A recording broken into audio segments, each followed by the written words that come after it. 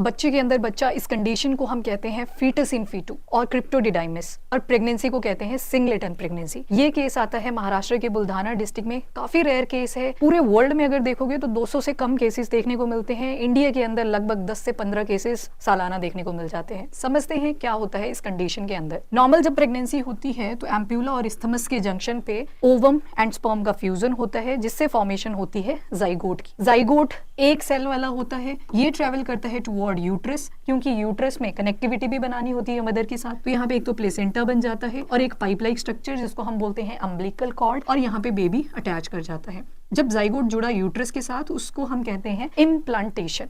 Zygote की जब division होगी, क्योंकि अब बेबी की ग्रोथ भी तो होनी है, तो उसके लिए डिवीजन करना बहुत जरूरी होता है। जब एक सेल से 2 सेल बनते हैं तो कई बार ये दोनों सेल इंडिविजुअल बेबी की तरह एक्ट करने लग जाते हैं, यानी कि ये वाला अलग बेबी बनेगा, ये वाला अलग बेबी बनेगा। इस कंडीशन को हम कहते हैं मोनोजाइगोटिक या फिर आइडेंटिकल ट्विंस। सेम जेंडर होता है, सेम अपीयरेंस होती है और इवन इनका जेनेटिक मटेरियल भी सेम होता है, पर फिंगरप्रिंट्स डिफरेंट होते हैं। डॉक्टर्स को एग्जैक्ट रीजन अभी तक फीटस इन फीटू का नहीं पता है, पर उनका मानना है कि जब ये जाइगोट की डिवीजन हुई जिससे 2 सेल्स बने थे और एक सेल अलग इंडिविजुअल की तरह एक्ट कर रहा था और दूसरा सेल अलग इंडिविजुअल की तरह एक्ट कर रहा था, कई बार साइज में डिफरेंसेस आ जाते हैं।